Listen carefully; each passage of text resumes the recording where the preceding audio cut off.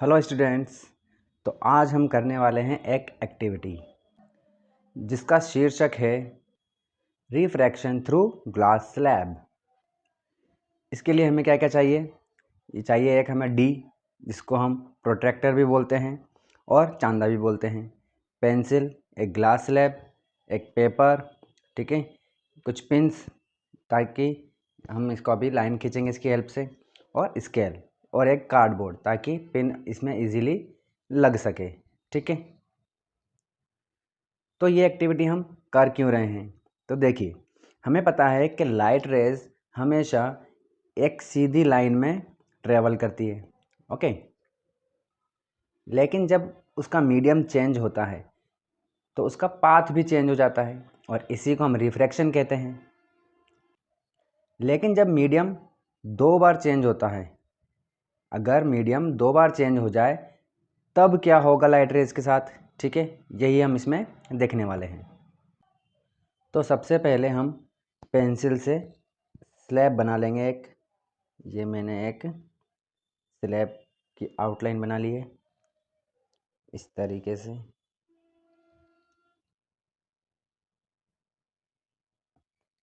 और ये मैं हटा लेता हूँ, ठीक है।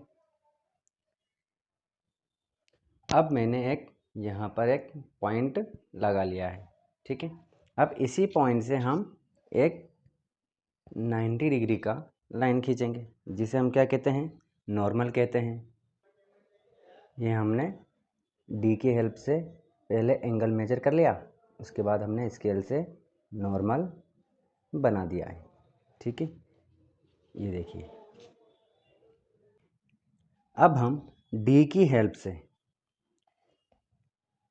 इस नॉर्मल को रेफरेंस लेते हुए हम 30 डिग्री का एंगल बनाएंगे, ठीक है। ये 90 है तो 90 की हेल्प से देखिए, यहाँ से अगर हम मेजर करेंगे तो ये 10, 20 और ये 30, यानी कि 60 पर आएगा हमारा 30 का एंगल, ओके। और अगर हम 0 से मेजर करेंगे तो भी कहाँ पर आएगा?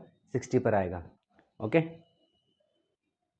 और इस तरह से हमने 30 डिग्री पर एक लाइन ड्रॉ कर ली है जो कि हमारी क्या है? इंसिडेंट रे है, ठीक है। आपको ये जो पॉइंट दिख रहा है इस पर ध्यान नहीं देना है, ठीक है ना। ऐसे रखना है कि ये है ही नहीं। तो हमने ये क्या बना ली? एक इंसिडेंट रे बना ली है। इसका एंगल ऑफ इंसिडेंस कितना है? 30 डिग्री, जो कि हमने अभी मेजर करके ही बनाया है इसको, ठीक है।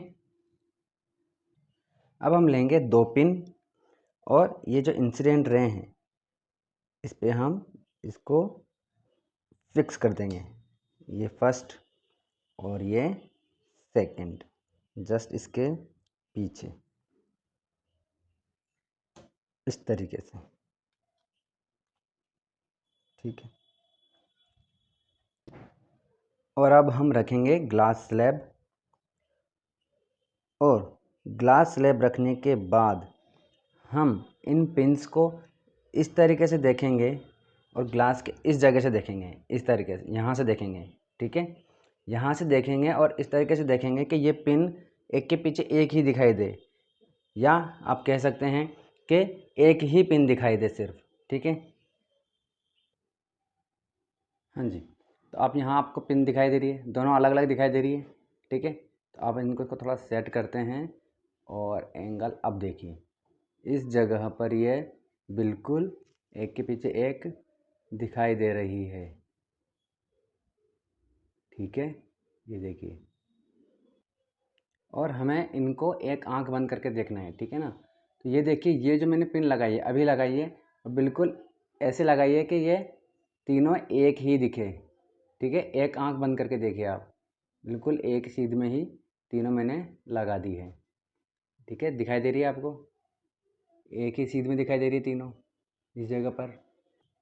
इसी तरीके से मैं ये पिन भी एक और पिन में बिल्कुल इसी इनके सीध में एकदम लगाऊंगा ताकि चारों पिन एक ही दिखे। अब आप देखिए, एक आंख बंद करके देखना है, अभी चार पिन दिखाई दे रही है। अब देखिए, धीरे धीरे ये चारों पिन एक ही दिखाई देगी, ठीक है। इस तरीके से मैंने ये लगा दी है। हाँ जी, तो अब मैं ये स्लैब हटा लेता हूँ, ठीक है। ये मैंने हटा दी है यहाँ से। अब मैं लाइन खींचता हूँ। देखिए ये पिंस, ये दो पिंस दिखाई दे रही ना, इनके सीध में मैं एक लाइन खींच देता हूँ। इनको हटा लेते हैं पहले, ये मैंने हटा दी है। और अब मैं एक लाइन खींच देता हूँ इस तरीके से। ओके, ये देखिए। और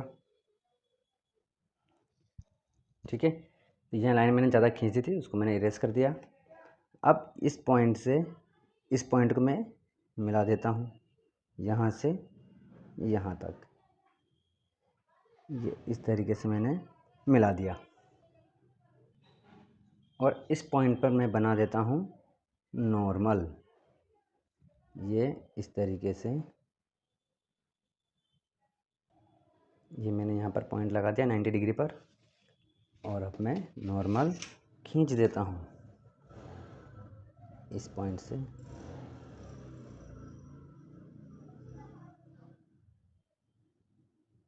ये देखिए, अब मैं इस लाइन को भी आगे बढ़ा देता हूँ। दोनों पिन हटा करके इनका काम हो गया है। यहाँ से मैंने इस तरीके से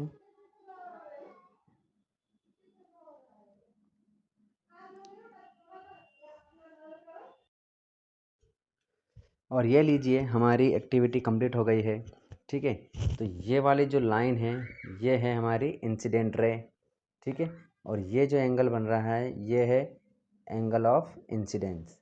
ओके, और ये जो लाइन बन रही है ये है क्या, रिफ्रैक्टेड रे। And this line is called emergent रे। ठीक है, तो और ये वाला जो एंगल है this is angle of refraction and this angle is angle of emergence. ठीक है, और यहाँ जब हम अगर ये एंगल को मेज़र करते हैं, ठीक है, एंगल ऑफ इमरजेंस को जब हम मेज़र करते हैं तो आप देख सकते हैं कि ऑलमोस्ट 30 डिग्री का एंगल आ रहा है 90 डिग्री से ऑलमोस्ट 60 के बराबर। जो थोड़ा सा इसमें हल्का सा जो चेंज आ रहा है वो ह्यूमन एरर है। ठीक है, इंसान से गलती हो जाती है। तो बाकी ऑलमोस्ट पूरा ये एंगल ऑफ इमरजेंस और angle of angle of emergence और एंगल ऑफ इंसिडेंस ये क्या हैं, दोनों ही इक्वल एंगल्स हैं। ठीक है, इससे ये प्रूफ होता है कि जब लाइट रे जिस मीडियम से एंटर करती है और एंड में जब उसी मीडियम में क्या करेगी, एग्जिट होगी, तो एंगल ऑफ इंसिडेंस और एंगल ऑफ इमरजेंस क्या होगा, इक्वल होगा। ठीक है, चलिए, कोई डाउट हो तो आप कमेंट में पूछ सकते हैं। चलिए एक बार लेज़र लाइट से भी इसको देख लेते हैं अपन। ठीक है, इसको चेक कर लेते हैं। ये देखिए, जब हम लेज़र लाइट को इंसिडेंट कर रहे हैं, ठीक है, एकदम, तो आप देख रहे हैं यहाँ से इंसिडेंट रे जा रही है, इस पर टकरा रही है इस पॉइंट पर, और वापस इसी ही इमरजेंट रे पर ही निकल रही है। ठीक है, देखिए मैं इसको थोड़ा सा अगर हिलाता हूँ तो आप देख सकते हैं स्लैब के अंदर भी एक लाइट रे दिख रही है जो कि रिफ्लेक्टेड रे है। वो देखिए, अगर जब मैं इंसिडेंट रे को हिला रहा हूँ, उसको डाइवर्ज कर रहा हूँ, तो वो भी चेंज हो रही है। लेकिन जैसे ही मैं हमारी इंसिडेंट रे पर लेकर आता हूँ तो हमारी रिफ्लेक्टेड रे भी बिल्कुल उसी लाइन पर आ रही है। ठीक है, और बिल्कुल कहाँ से निकल रही है, इमरजेंट रे पर लास्ट में निकल रही है। Okay, thank you.